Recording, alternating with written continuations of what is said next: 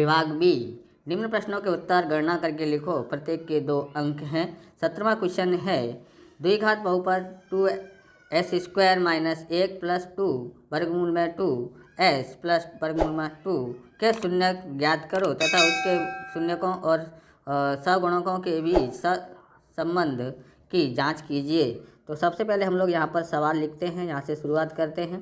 बोले 2s² minus 1 plus 2 वर्गमूल में 2s प्लस वर्गमूल में 2 बराबर हम लोग 0 लिख देते हैं, क्योंकि सहगुणक ज्ञात करना है, शून्य ज्ञात करना है।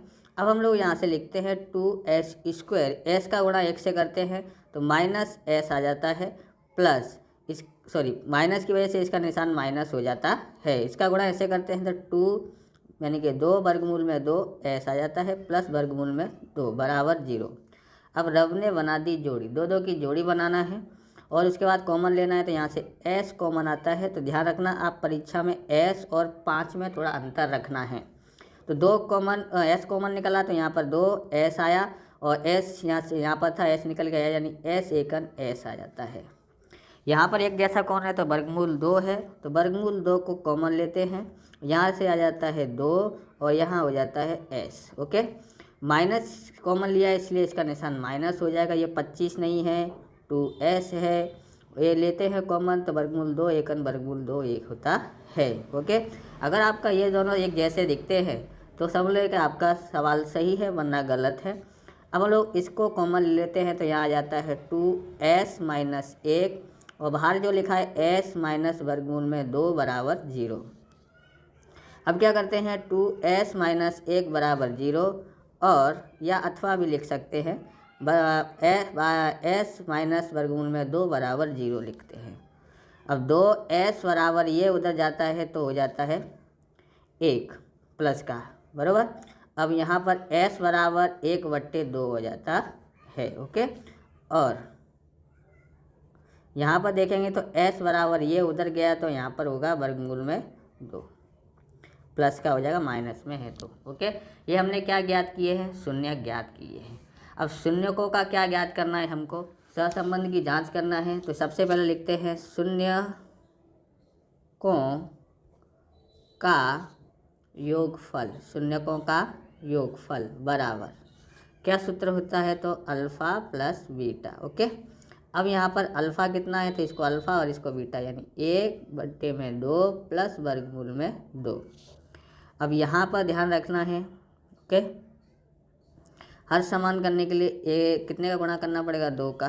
तो यहाँ पर हमारे पास 2 आ जाता है और यहाँ लिखते हैं 1 प्लस 2 का गुणा वर्गमूल 2 से करते हैं तो 2 वर्गमूल में 2, 2 दूनी 4 नहीं हो सकता है। क्यों?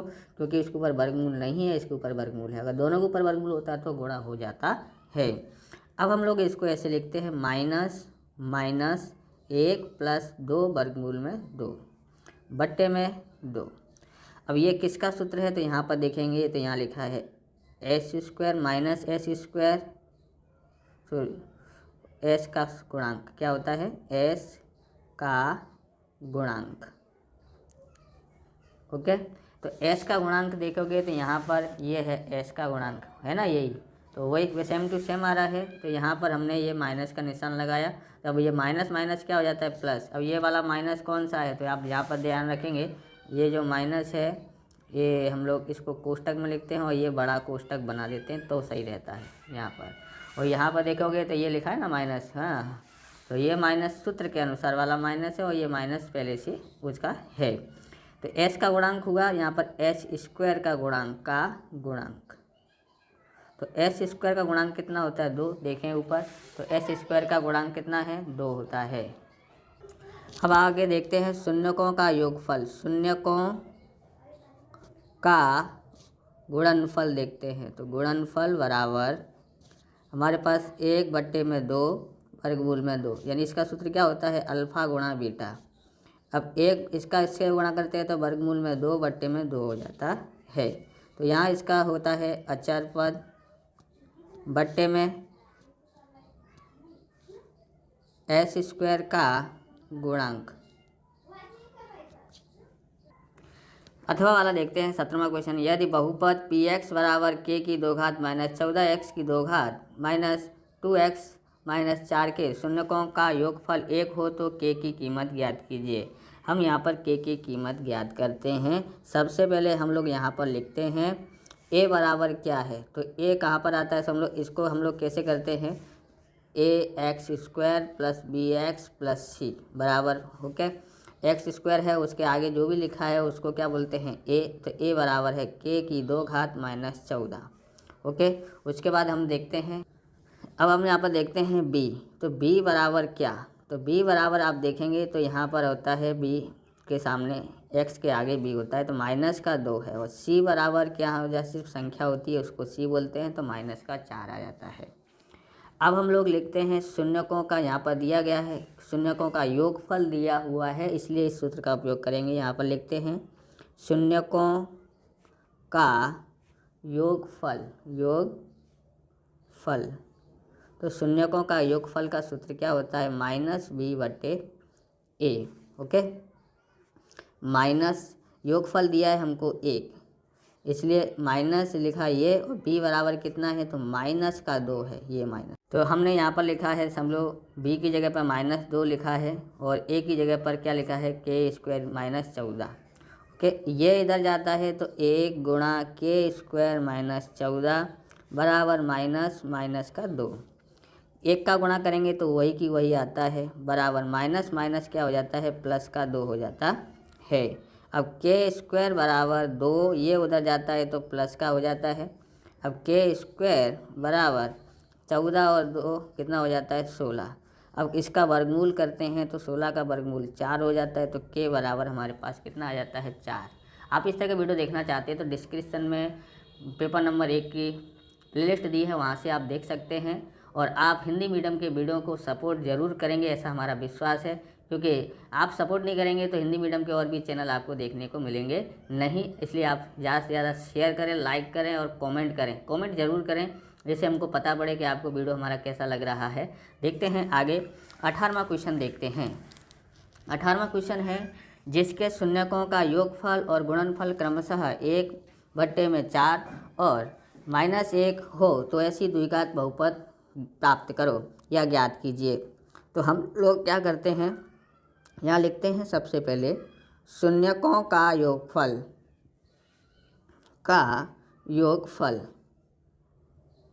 शून्यकों का योगफल कितना है, 1/4, ओके। तो योगफल का सूत्र होता है अल्फ़ा प्लस बीटा 1/4, ओके। उसके बाद हम लोग लिखते हैं शून्यकों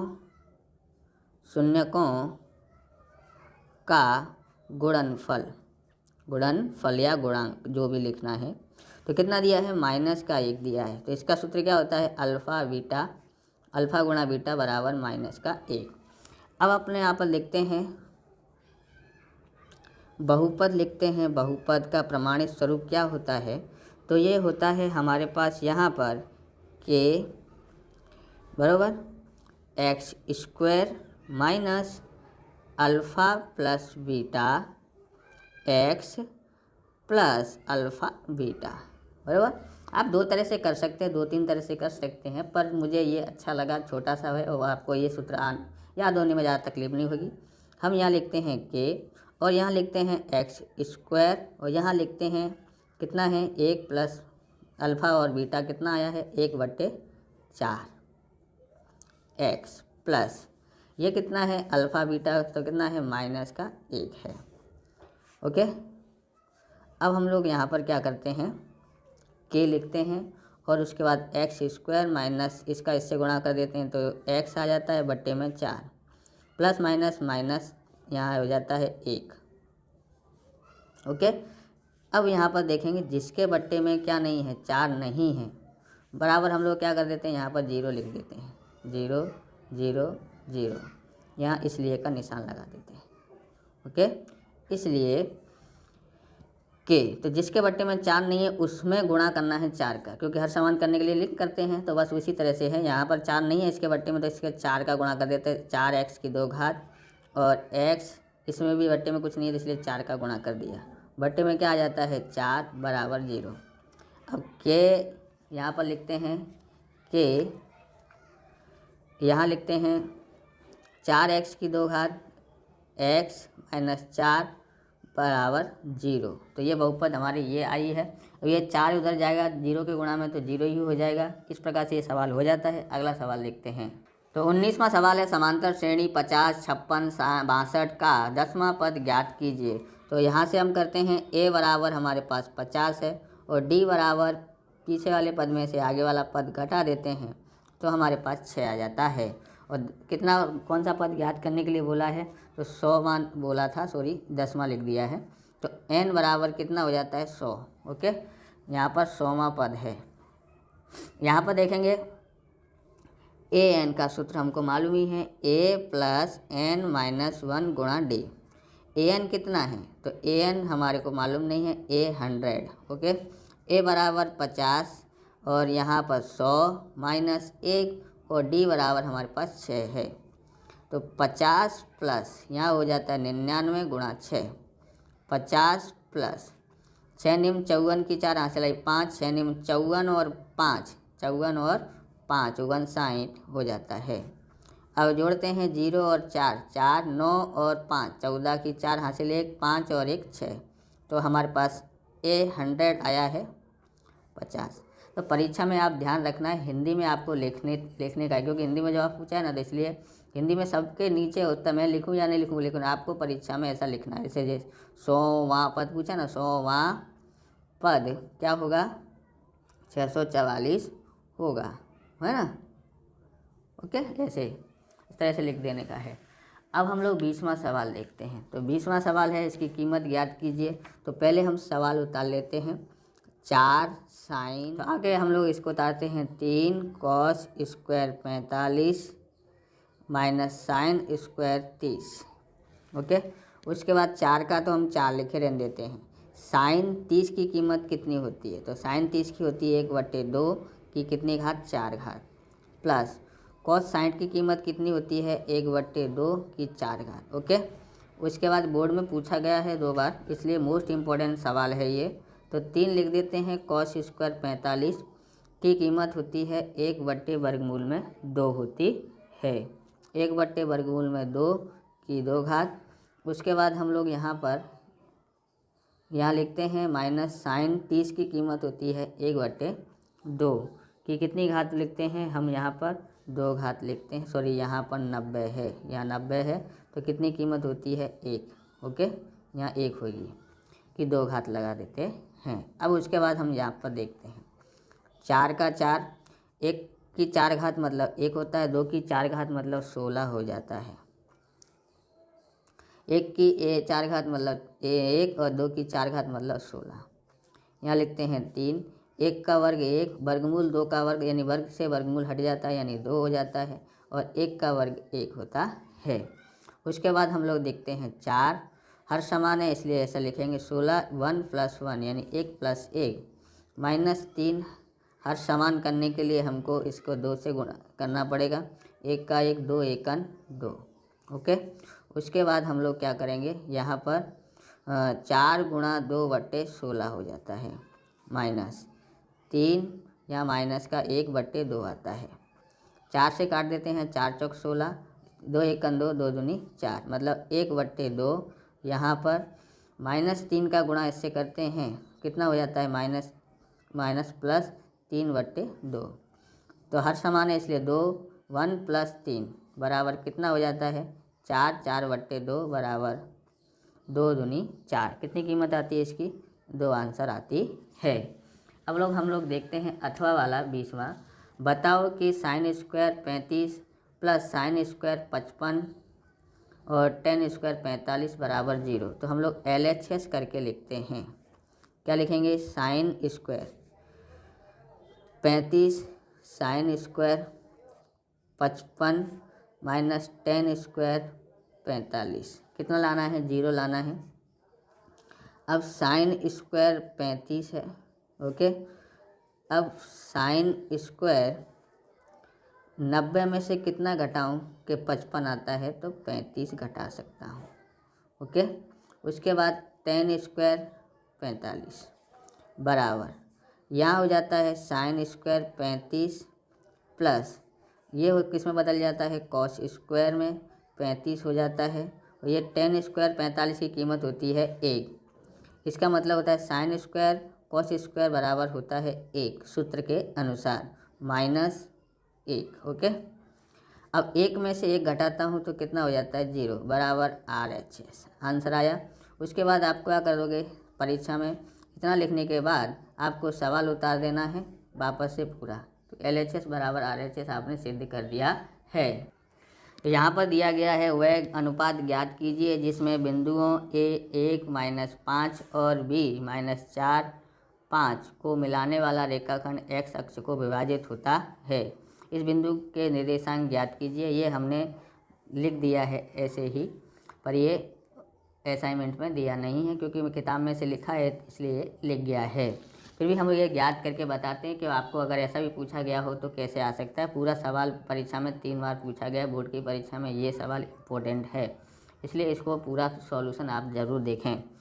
अब यहाँ पर सबसे पहले इसको 2 रीत से कर सकते हैं। तो आपको विभाजन का सूत्र याद होगा, 2 सूत्र हैं ज़्यादातर जो उपयोग किया जाता है, वही सूत्र का हम लोग उपयोग करते हैं, दूसरे का उपयोग नहीं करते हैं।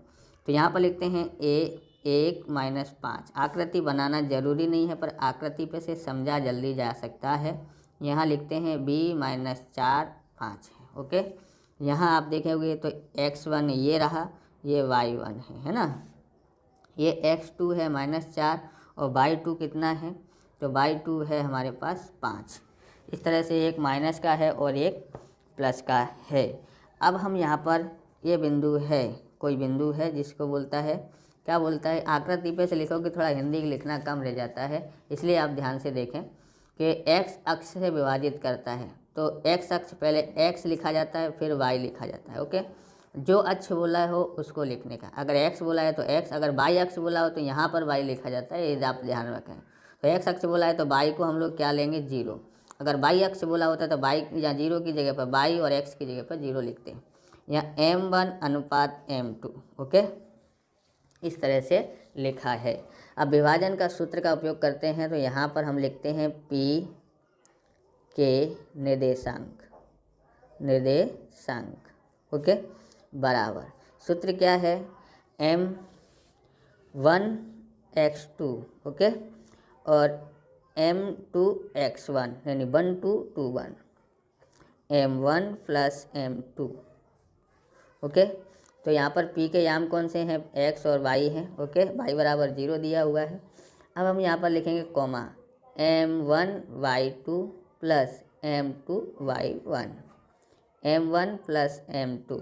ओके, उसके बाद यहाँ पर देखोगे तो इस y निर्देशांक P के कौन से हैं, x और 0 हैं। अब यहाँ पर देखते हैं M1 हमारे पास मालूम नहीं है पर x2 मालूम है, x2 कितना है तो -4 ओके प्लस M2 मालूम नहीं है पर x1 मालूम है कितना है 1 बट्टे में। यहाँ देखेंगे बट्टे में तो हमको यहाँ बट्टे में दिखाई दे रहा है कितना, M1 हमको मालूम नहीं है, M2 हमको मालूम नहीं है, कॉमा M1 मालूम नहीं है पर y2 मालूम है कितना है 5 प्लस M2 मालूम नहीं है पर y1 मालूम है -5 है, M1 + M2 मालूम नहीं है। ओके, यहाँ पर दूसरी पद्धति से अगर आपको आता है तो दूसरी रीत से भी कर सकते हैं, x0 ओके, यहाँ -4 हो जाता है -4 M1 + M2, एक का गुणा करेंगे तो वही रहता है, तो M1 + M2। अब यहाँ पर देखोगे कॉमा करके है 5 M1 + M, अब यहाँ पर कितना होगा, यहाँ पर माइनस का हो जाता है -5 M2। ओके, ये नहीं कुछ भी नहीं लिखा, ये माइनस का है। ओके, बट्टे में कितना हो जाता है M1 + M2। ओके, कोष्टक बंद। अब इसको 2 भागों में विभाजित करना है, एक है x, तो आगे वाला x वाला है तो 4M1 + M2 बट्टे में M1 + M2। ओके, दूसरा हो जाता है पीछे कितना दिया है 0, तो 0 लिखा बराबर ये है 5M1 - 5M2 बट्टे में M1 + M2। देखो अब अनुपात पूछा है, तो अनुपात जहाँ पर आपको यहाँ पर अगर 0 दिखाई देता है तो पहले इसको सॉल्व करो, अगर यहाँ पर 0 दिखाई देता है तो इसको पहले सॉल्व करो। जहाँ 0 होगा उसको सॉल्यूशन करेंगे, इसका गुणा इससे करेंगे तो कोई फ़र्क पड़ता है नहीं, क्योंकि ये 0 ही हो जाएगा। 0 से गुणा करेंगे तो 0 तो यानी ये गायब हो गया। आप समझ में आया होगा आपको। यहाँ लिखते हैं 5m माइनस 5m2। अब यहाँ पर इसको इधर लेके आते हैं तो ये हो जाता है प्लस का 5m2, यहाँ पर 5m1। यहाँ पर देखेंगे तो 5, ये कहाँ पर आ जाएगा, इसके बट्टे में। यहाँ रह गया m1, ये जो है इस इधर जाता है तो इसके बट्टे में चला जाता है, यानी गुण भाग में चला जाता है। इस प्रकार से अब हम लोग करेंगे m1 और m2। 5 एकन 5, यानी कि m1 अनुपात m2 बराबर 1 अनुपात 1, इसका आंसर आया है। इतना ही पूछा है इस गाला असाइनमेंट में, लेकिन बोर्ड की परीक्षा में पूरा पूछा है तो इसको पूरा सॉल्यूशन कर लेते हैं। अब यहाँ पर हमारे पास आ गया x ज्ञात करना है। 4 की जगह पर 4 और m1 भी 1 है और m2 भी 1 है। ओके, दोनों 1 1 हैं तो इसलिए हम लोग 1 1 लिख देते हैं।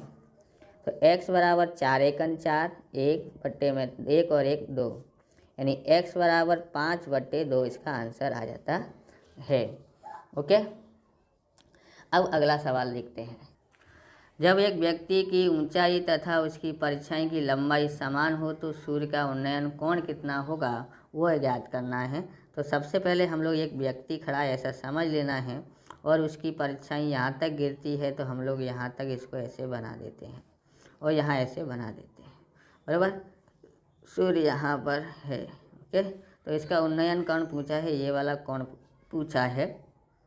यहाँ समकोण बनता है। यहाँ लिखते हैं माना कि बराबर ए बी बराबर व्यक्ति की ऊंचाई, और तो यहाँ पर ए और बी लिख देते हैं और यहाँ सी लिख देते हैं। तो बी सी बराबर क्या है, व्यक्ति की परछाई।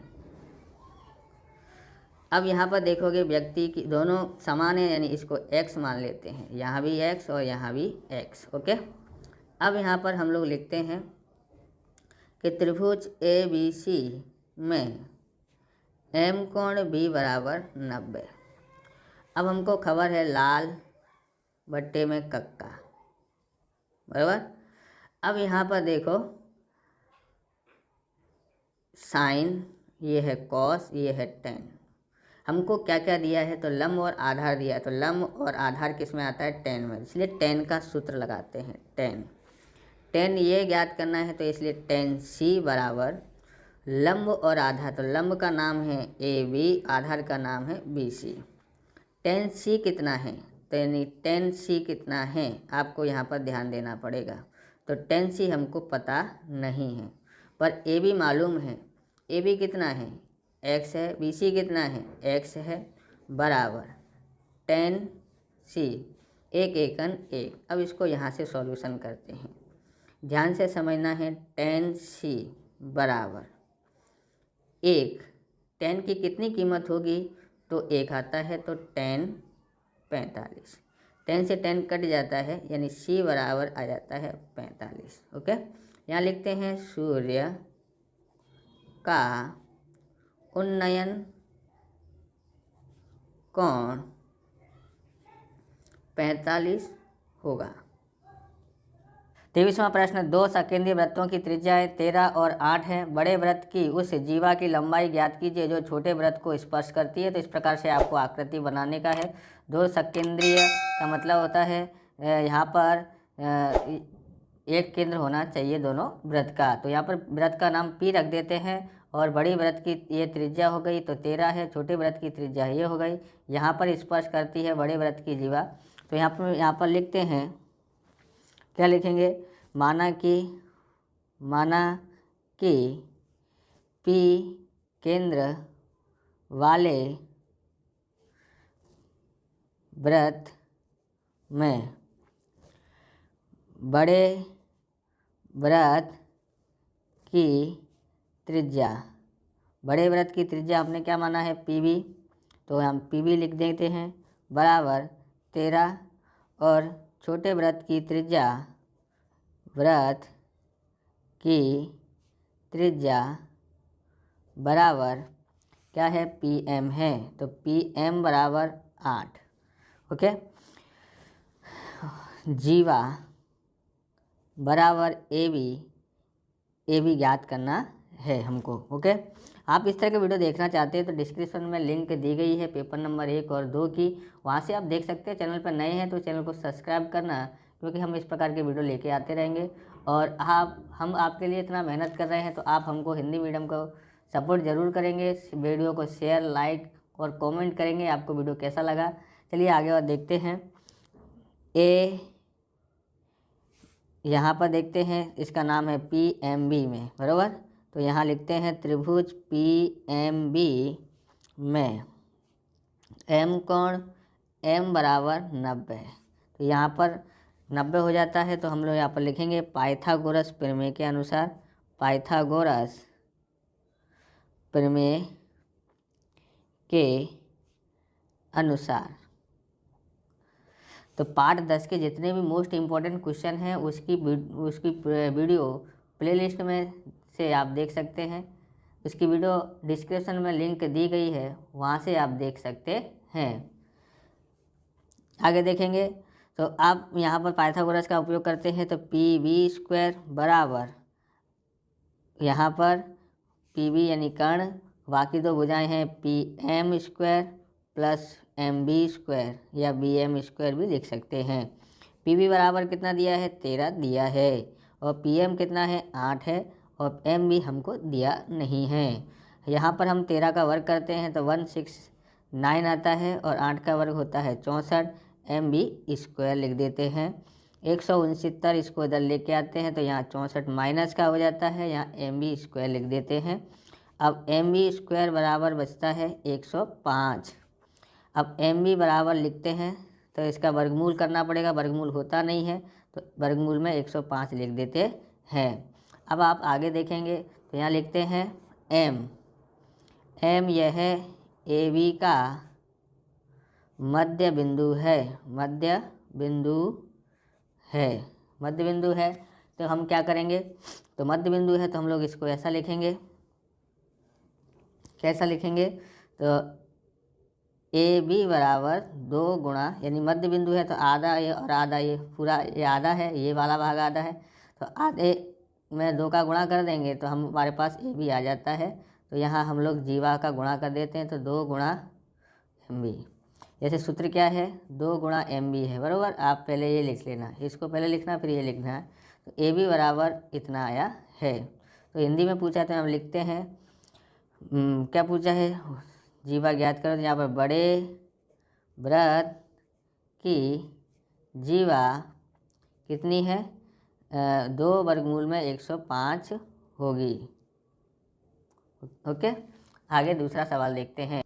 तो अथवा वाला 23वां दिया गया है, चतुर्भुज ABCD एक वृत्त के परिगत है यदि AB बराबर 8.3 सेमी, BC बराबर 6.2 सेमी और CD बराबर 5.1 सेमी हो तो AD ज्ञात कीजिए। तो यहाँ पर हम AD ज्ञात करते हैं। कैसे ज्ञात करेंगे, तो यहाँ पर ध्यान रखना है, पहले लिख देना है थोड़ा सा, चतुर्भुज ABCD एक वृत्त में परिगत है, यानी वृत्त के अंदर है। तो यहाँ पर हम लोग, इसमें सूत्र क्या होता है कि AB प्लस क्या आता है, AB प्लस, इसका सूत्र ध्यान से समझना है, AB प्लस CD बराबर, यानी कि ये वाली भुजा और ये वाली भुजा बराबर कौन सी, BC और AD भुजा। तो BC प्लस AD भुजा होती है, ये आपका सूत्र ना, आमने सामने का टोटल इसके आमने सामने के टोटल के बराबर होता है। हम यहाँ पर देखते हैं AB बराबर 8.3 दिया है और CD बराबर 5.1 दिया है, बराबर।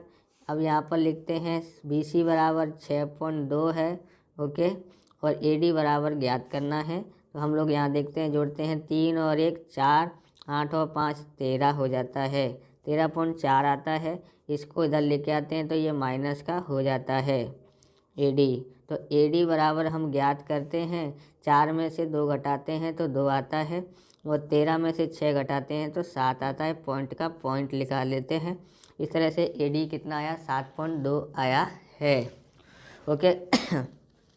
अब यहाँ पर ज्ञात करते हैं 24वां क्या बोलता है, दो शंकु के आयतनों का अनुपात 4:5 है तथा उनकी त्रिज्याओं का अनुपात 2:3 है, तो उनकी ऊंचाई का अनुपात ज्ञात कीजिए। तो सबसे पहले हमको क्या करना पड़ेगा, शंकु का आयतन दिया हुआ है, शंकु का आयतन, नीचे भी शंकु का आयतन लिख देते हैं ना, शंकु का आयतन हम क्या मान लेते हैं 4x और 5x ये दिया हुआ है।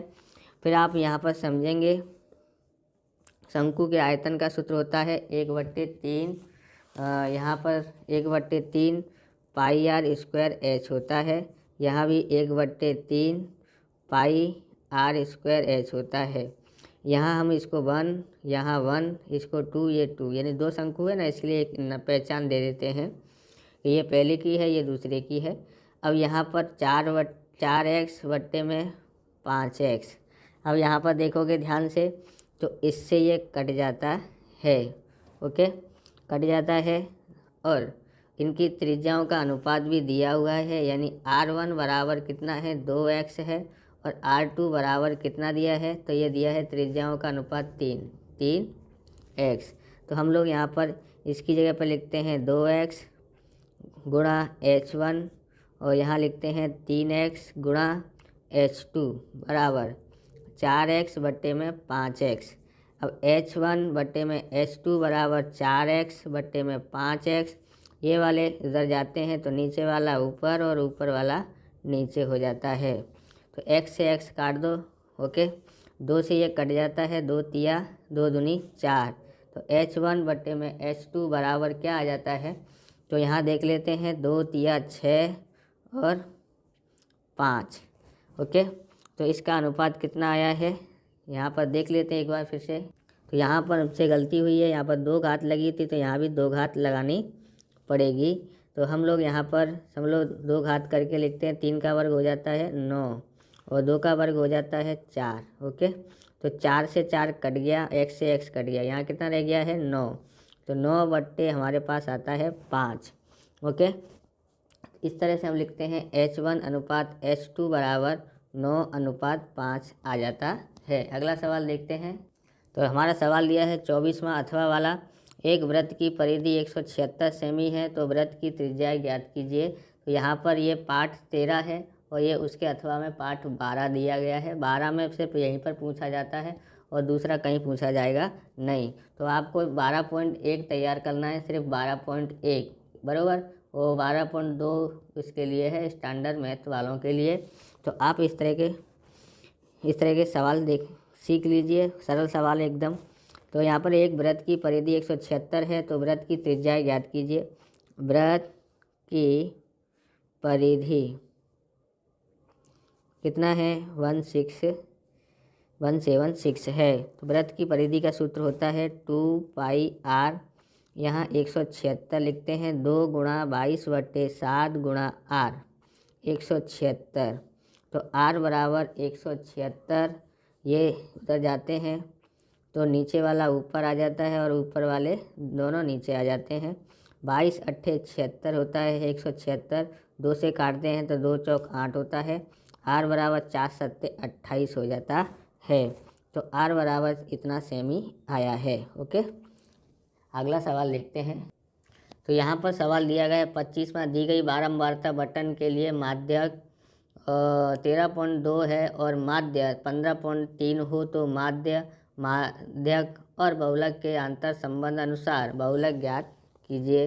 तो यहाँ पर हम लोग m बराबर हमको दिया हुआ है, कितना दिया है 13.2 दिया है और माध्य यानी x बार दिया गया है 15.2।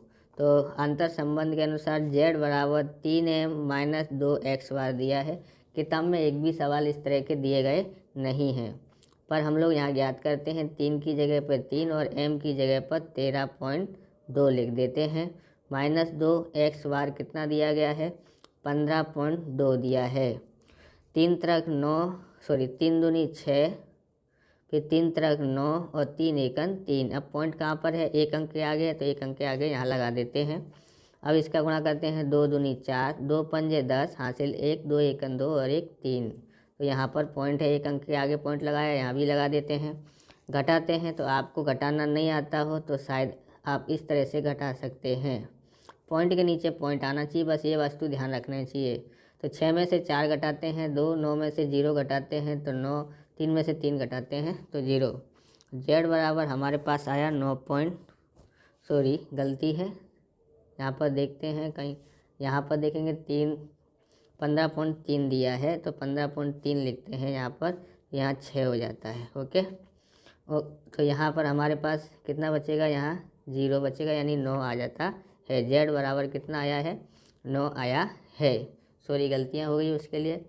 आगे देखते हैं, तो यहाँ देखते हैं 2 खिलाड़ी संगीता और रेशमा टेनिस का एक मैच खेलते हैं। यह ज्ञात कीजिए कि संगीता द्वारा मैच जीतने की प्रायिकता 0.62 है, तो रेशमा के जीतने की प्रायिकता क्या है। तो हम लोग यहाँ पर ज्ञात करते हैं। सबसे पहले लिखते हैं, क्या लिखा है, संगीता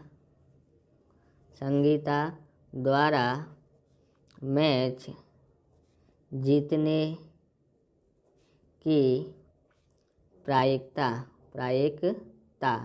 बराबर 0.62 है, तो रेशमा द्वारा मैच जीतने की प्रायिकता बराबर, तो 1 में से हम इसको घटा देते हैं, संगीता के जीतने की प्रायिकता को, तो हमारे पास आ जाता है। अब हम यहाँ पर घटाते हैं, तो कैसे घटाते हैं, 1.00 और यहाँ लिखते हैं 0.62, बराबर। आप रफ काम में करना है, ऐसे यहाँ पर करना नहीं।